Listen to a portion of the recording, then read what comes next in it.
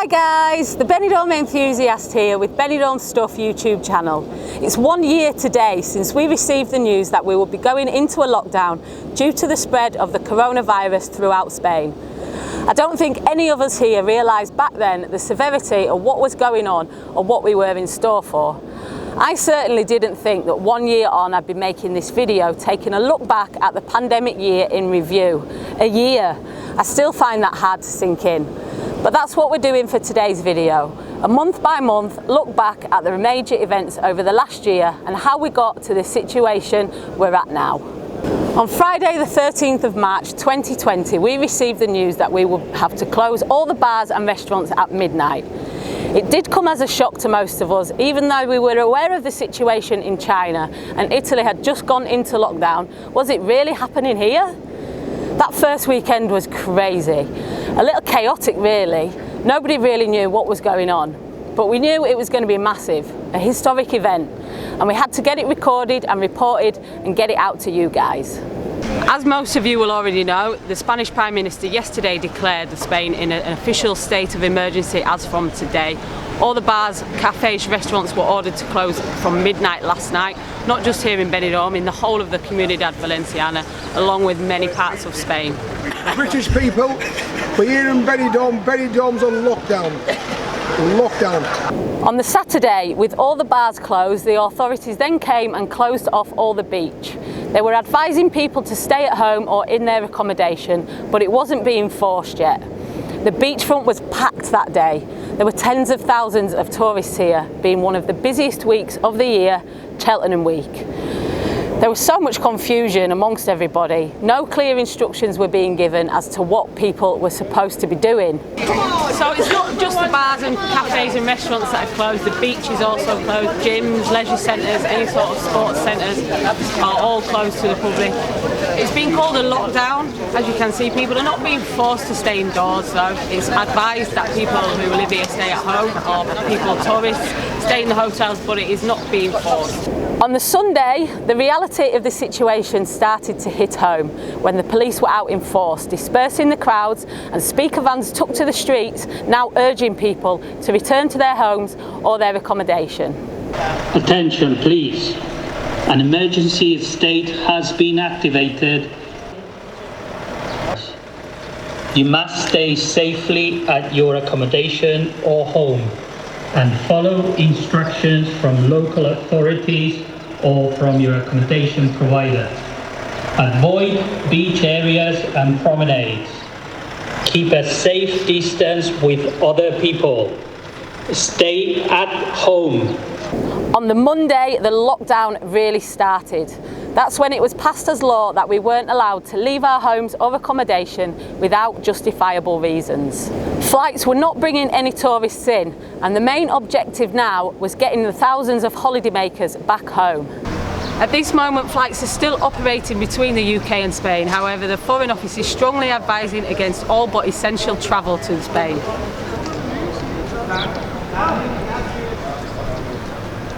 The flights that are continuing over the next few days are to get people home, whether that be tourists here that need returning to the UK or residents of Spain in the UK that need to be brought home.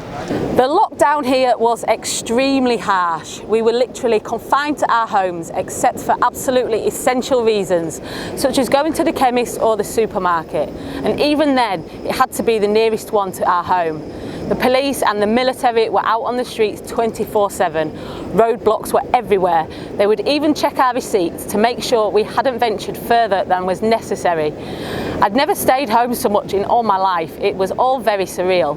And that's how it stayed for almost 2 months. After 7 weeks of being cooped up indoors, at the beginning of May, we were finally allowed out for exercise. It was only at certain times of day, and we were still restricted to 1 kilometre from our homes. But that first walk was pretty special. It's a beautiful day, as you can see, the sun is shining, so it feels absolutely amazing to be able to get some fresh air. For the next week or so, all we did was go for walks. It didn't feel like Benidorm at all. Never had I imagined I would see it so deserted. And what's sad now is that I've kind of got used to it.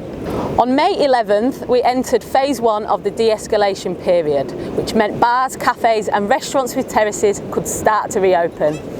A lot chose to stay closed, though, with so much uncertainty still around. The first day of the bars reopening was a strange day. It was fab to see some places opening up and the locals out supporting them, but the streets were still dead and there was a weird atmosphere, a sense of anxiety even lingering in the air.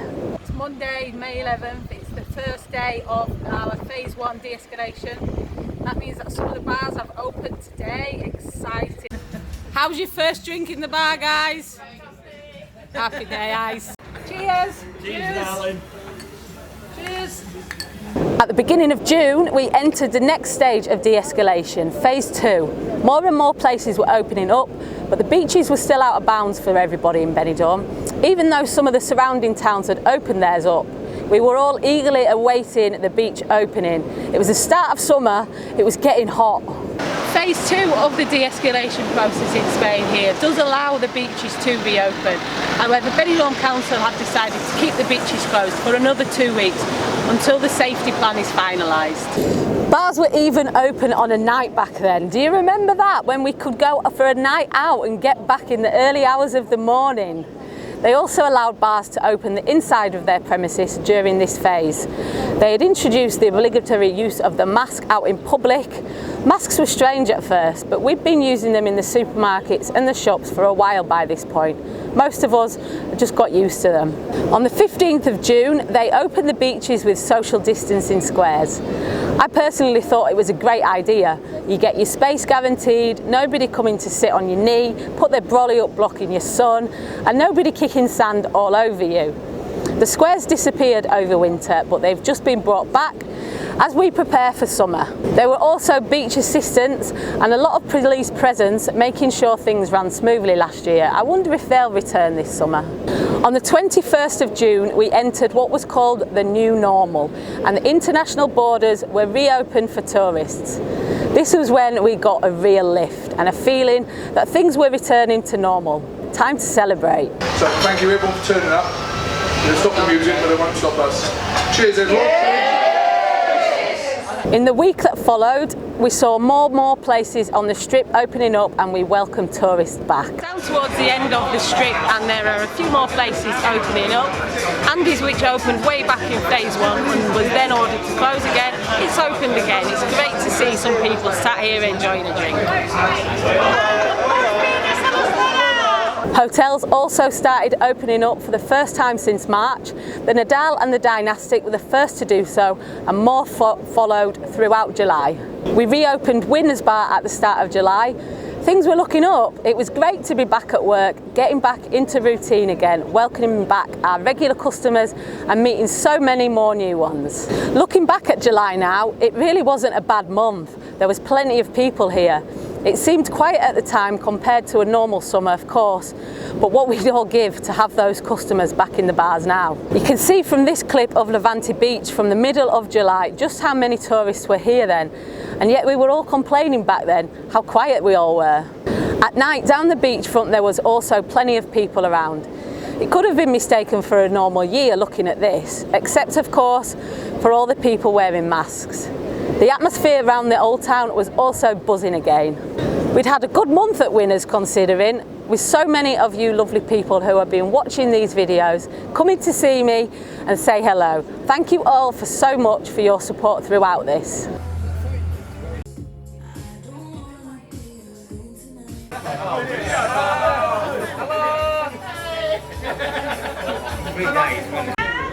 Come to Benidorm! Yay!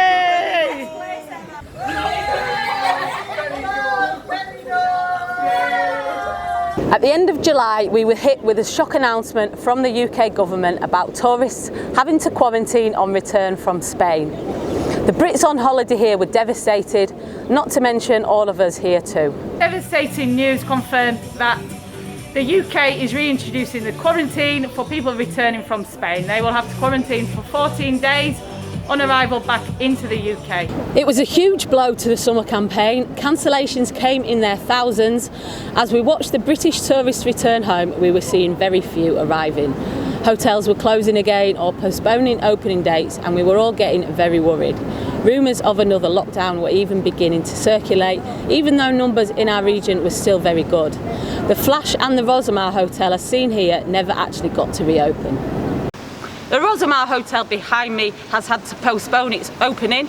They were due to open this weekend, but due to the sheer amount of cancellations down to the UK revising their guidelines, they've had to postpone their opening. We'll be keeping you updated as soon as we know anything else. The Flash Hotel next to the Rosamar has also had to postpone their reopening. They'll be keeping an eye on the UK guidelines, hoping that they change soon, and as soon as it's viable for them to open, they'll do so. So August was a strange month. It's always one of the quietest months for British tourism, but this was different. Looking around the old town, there was plenty happening. Other Europeans were here in the thousands, but very, very few Brits. The majority of the British strip remained closed.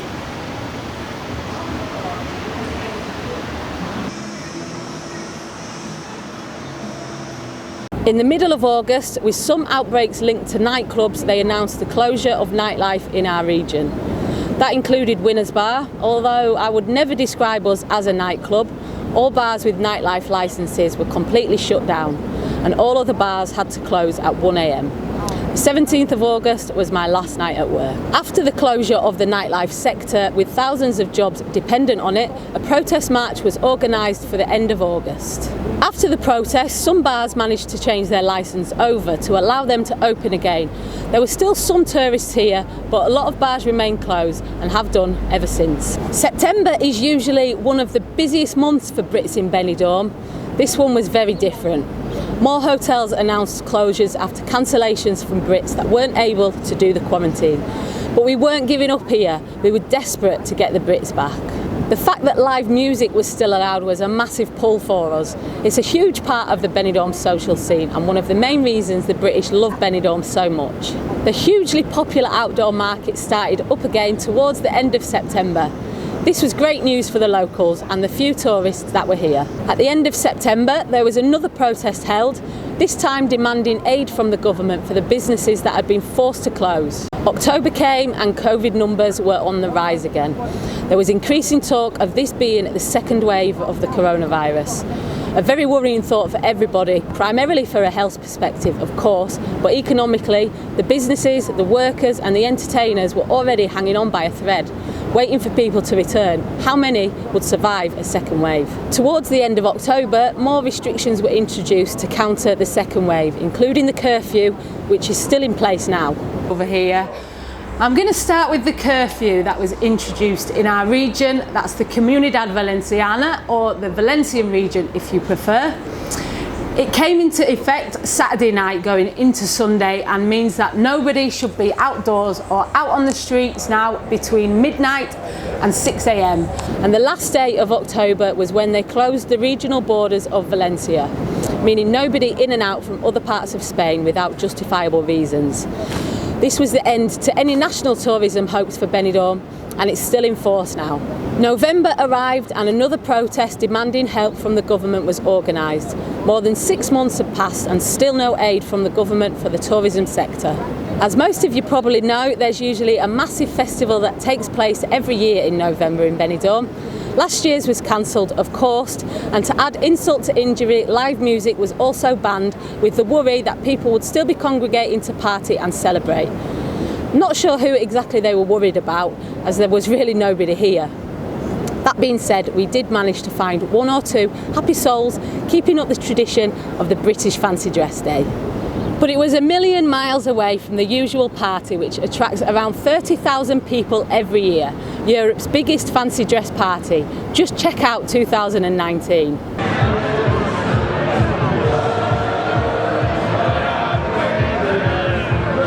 The end of November brought us a little hope.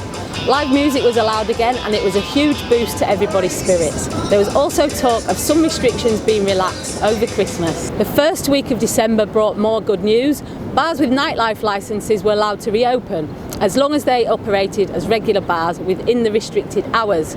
We were teased with the idea that we would even be allowed to celebrate a little at Christmas, with the promise that some restrictions would be eased, such as the opening up of the regional borders so families could reunite. The measures that are in force and have been in force for the last couple of months have been extended to continue right through until January 15th. However, some measures have been softened on certain days to allow for a mature and responsible celebration this Christmas. As Christmas approached, we all started to feel a lot more positive about the situation. We can only way now is up. That's where we're going. Up, definitely. The only way is up. Yes, definitely. Yes, positive about the future, especially with Christmas coming. Lots of Christmas, we're opening Christmas Day. Unfortunately, that little bit of light at the end of the tunnel didn't last too long. The week before Christmas, a tightening of restrictions was announced. That the plan was to relax the restrictions slightly to allow families to meet and enjoy Christmas together. However, the situation has now changed. And on December 22nd, Spain introduced new travel restrictions for the UK, effectively banning tourists from coming in, with the fear of the new variant spreading and adding to our already rising COVID case numbers. It was a massive blow to the businesses, all hoping for a little boost over the festive period. Almost everybody's plans for Christmas had to change at the last minute, including all what the bars had planned for New Year, because the curfew was brought forward instead of extended as had been previously promised, meaning none of the parties that had been arranged would go ahead. Like I say, it is difficult, but you have to stay positive. If you don't, it makes it pointless. So it was a very weird Christmas and New Year than we're all used to. I know that includes you guys too, who also had a very restricted festive period. Hopes were high for the new year, but the situation only worsened as the third wave hit. There are around 30 municipalities where bars and restaurants can only open with takeaway service now. Casinos, parks and gyms have had to close, and the residents of these districts are forbidden to enter or leave their area. Infection rates throughout January also went through the roof. The third wave had taken us from being one of the best regions in Spain to one of the worst. And on January 21st, all the bars were ordered to close again. The rest of January was very quiet. Although we weren't in an official lockdown, shops and schools were still open, but not much else. The weather was a bit iffy, so there really wasn't much reason to leave the house anyway, except to stretch our legs and get some exercise. A lot of places had taken the opportunity of the quiet time to get on with any refurbishments that they'd planned. What took us all very much by surprise was the complete demolition of the Western Saloon, one of the most popular bars in Benidorm. That project is a complete rebuild rather than a refurb. There it is, the Western. It is no more. The end of January brought us some amazing weather, which brought people out to the beaches to enjoy it. It was really nice to see some life out and about again. February saw things improving. Numbers started to drop dramatically, thank goodness, and we all dared to get a little excited about things opening up again.